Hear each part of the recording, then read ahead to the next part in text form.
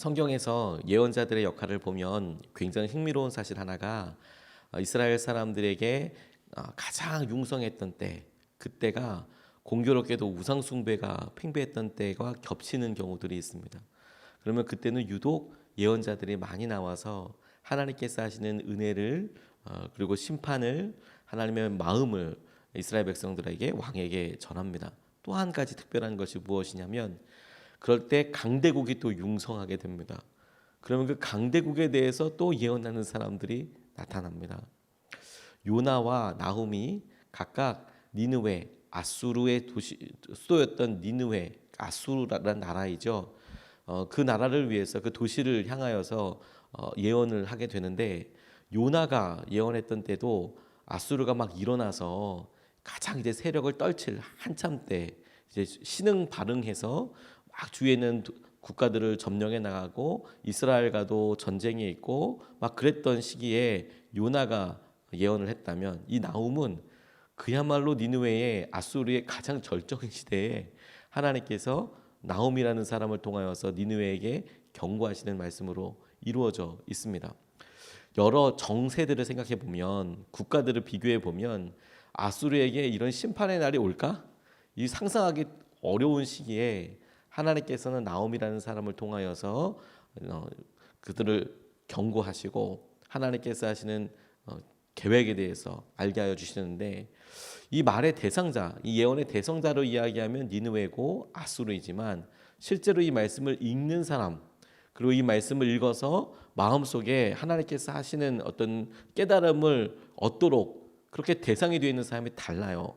예언의 대상자는 분명히 니느웨고 아수르인데, 이 말씀을 통해서 위로를 받고 이 말씀을 통하여서 마음을 흔들리지 말아야지라고 결정하게 되는 사람들은 이스라엘 사람이었다는 거예요. 저 강대국이 망하게 되는구나.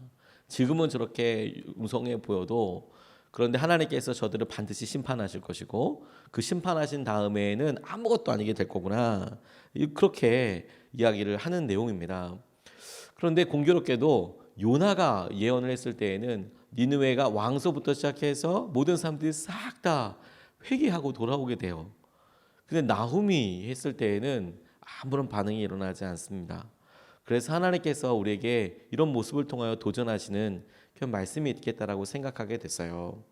첫 번째로 우리가 기억하고 같이 붙잡고 싶은 것은 주님께서 공의의 하나님이시라는 것입니다. 약속을 기억하시고 그 약속대로 지키시는 분이시라는 겁니다. 2절, 3절 말씀을 보면, 주님은 질투하시며 원수를 갚으시는 하나님이시다. 주님은 원수를 갚으시고 진노하시되 당신을 거스르는 자에게 원수를 갚으시며 당신을 대적하는 자에게 진노하신다. 주님은 좀처럼 노하지 않으시고 권능도 한없이 많으시지만 주님은 절대로 죄를 벌하지 않은 채 내버려 두지는 않으신다.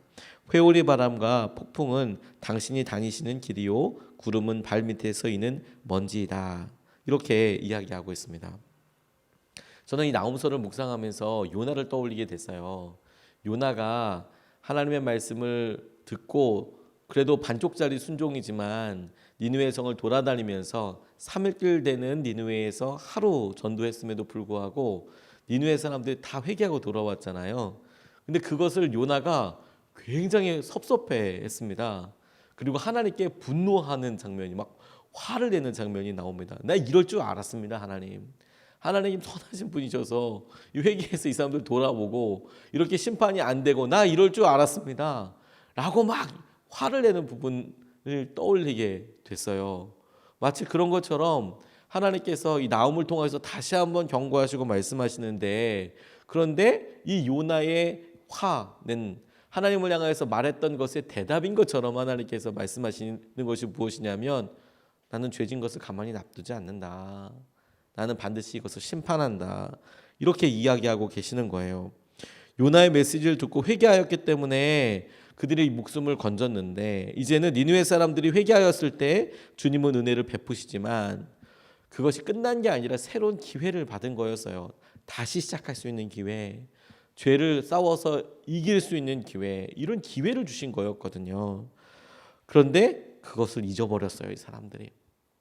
주님은 죄를 벌하지 않은 채 내버려 두지 않으시고, 이것이 고난의 때를 살아가는 사람들에게는 믿음을 다시 한번 붙잡게 되는 희망이 되는 겁니다. 하나님은 공평하신 분이시고 하나님의 말씀을 따라서 우리를 잊지 않으신다. 사람들을 잊지 않으신다.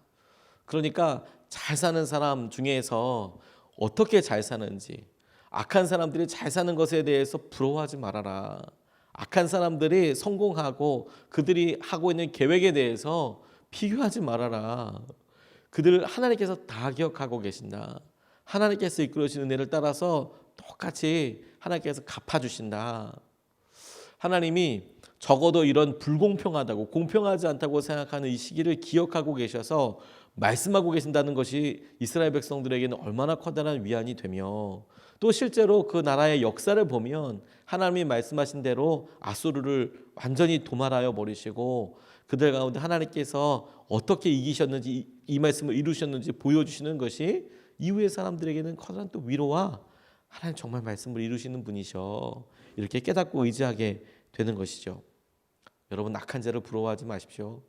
직장에서나 가정에서나 자녀들의 또 여러 친구들의 부모님들과 어쩔 수 없이 이야기를 나누게 될 때가 있고, 본의 아니게 비교하게 될 때도 있고, 그리고 그들의 삶을 이렇게 보면서 어떤 부분을 나한테는 저 부분이 참 필요한데, 나한테도 저런 부분이, 우리한테도 저 부분이 참 큰 기도 제목이었는데, 이렇게 막연하게 없는 것과 필요한 것을 부러워할 것이 아니라 그 사람들이 어떤 삶을 살고 있는지, 악인들은 망하고 하나님의 말씀이 반드시 드러나게 된다라는 거예요. 1923년에 시카고에서 엣지워터 비치 호텔, 엣지워터 비치 호텔이라는 곳에서 9명의 당시에 가장 정말 잘 나간다는 사람들이 모여서 자기들끼리 사교 클럽을 만들었답니다. 같이 친하게 지내자. 어느 정도 생활 수준이 되고 어느 정도 수준이 비슷한 사람끼리 모여서 우리 같이 모여서 교제하자. 이렇게 해서 사교 모임을 가졌대요. 이 9사람들이 당시에 사업으로 뭐 굉장히 유명한 사람들이었고 돈도 많이 가지고 있었고, 그러니 그 모임 자체로 뭐 누가 뭐라 하겠습니까?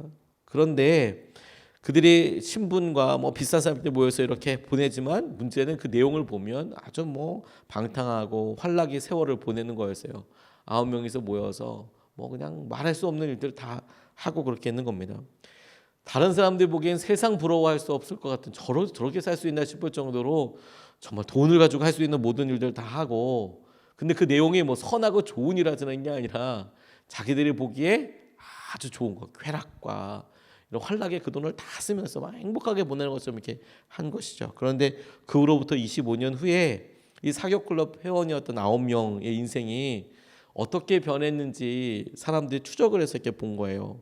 그랬더니 그 중에 한 명이었던 증권사 사장이었던 리차드 위트니는 교도소에서 외로운 죽음을 맞았고, 철강으로 엄청나게 철강회사를 갖고 있었던 찰스 스워드라는 분은 파산해서 화병으로 죽었고, 가스회사 사장 하워드 홉슨이라는 분은 정신병원에서 우울한 최후를 마쳤고, 미국 최대의 미국 밀 뭐 농부가 또 장난이 아닙니다. 이번에 우리 뭐 트럼프 대통령이 몇백 조 팔고 막 그랬잖아요. 근데 미국에서도 최대 밀 도매상이었던 아서 카터는 길거리에서 변사체로 발견됐다는 거예요. 그리고 장관 출신인 엘버트 윌과 사업가 사무엘 인쉘은 범죄자로 지목돼서 사망하고, 나머지 3사람은 자살로 삶을 마감했다는 거예요. 단순히 부가 있다, 그래서 그들의 삶이 어렵다, 이게 아닙니다. 그들 가운데 제대로 하나님을 붙잡지 않고 의지하지 않아서 사람들이 보기에 나도 저런 삶 한번 꿈꿔보고 싶다라고 생각했던 것의 말로는, 결과는 그렇게 우리가 생각했던 것보다 행복하지 않아요. 악한 사람은 부러워할 필요 없습니다. 하나님께서 반드시 그 삶의 모습대로 징치하시고 하나님께서 그 삶의 모습대로 물으실 날이 올 거라는 거예요. 그게 나움을 통해서 하나님께서 우리에게 말씀하시는 첫 번째 말씀이라는 생각을 하게 됐어요. 엄한 사람 부러워하지 마라. 하나님의 말씀이 반드시 심판하게 될 것이다. 두 번째, 그 말씀이 우리에게 위로도 되지만, 하지만 그렇게 공의 하나님이면서 우리에게 또 다른 중심 하나를 알려주세요. 그게 뭐냐면 주님이 선하시다라는 거예요. 7절 말씀을 보면 8절 말씀과 함께 주님은 선하심으로 환난을 당할 때에 피할 피난처가 되신다. 주님께 피하는 사람은 주님께서 보살펴 주시지만 니느웨는 범람하는 홍수로 쓸어버리시고 원수들을 흑암 속으로 던지신다. 이렇게 이야기합니다.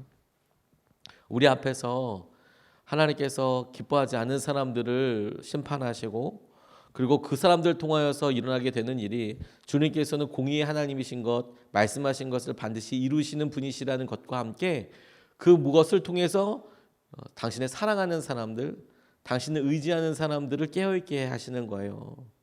그런데 주님 선하셔서 그럼에도 불구하고 주님을 찾는 사람들을 의지하게 하신다. 그리고 그들을 구원하신다 라는 거예요. 이거는 놀라운 은혜이죠. 왜냐하면 생각해보면 어떤 부분은 악인들과 우리가 봤을 때 심판하는 사람, 받는 사람들과 우리의 삶이 하나님이 보시기에 차이가 있을까? 이렇게 깨달아질 때도 있거든요.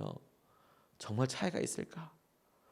그래서 주님께서 우리에게 말씀하시는 것이 하나님 말씀을 반드시 이루시는 분이시지. 그런데 주님은 선하셔서 그래서 당신의 공의와 당신의 심판을 우리에게 말씀하실 때 그러니까 너는 의지하여라 하나님을.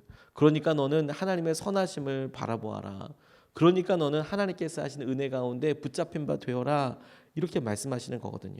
완고한 사람들은 그들의 죄와 연약함의 대가를 치르게 될 거예요. 그런데 주님의 선하심에 의지하여 주님께 나아가면 그것이 더 깊은 은혜와 마음이 된다는 것이죠. 어느 분이 고3 아들을 놓고 간절히 기도했답니다. 2016년도에 대학 수능 시험을 준비하는데 이 막내 아들이 이 대학 수능 시험을 보니까 항상 집안에 고3 아이가 있으면 신경이 많이 쓰이잖아요. 그래도 어떻게 공부할 수 있을 때 기회가 있을 때 부모로서는 어떻게든 좀 시간도 몰아주려고 하고 필요한 거 있으면 어떻게든 좀 이렇게 몰아주려고 노력을 많이 하는데 수능 시험을 무사히 잘 치렀어요. 근데 예상 밖의 결과가 나온 겁니다.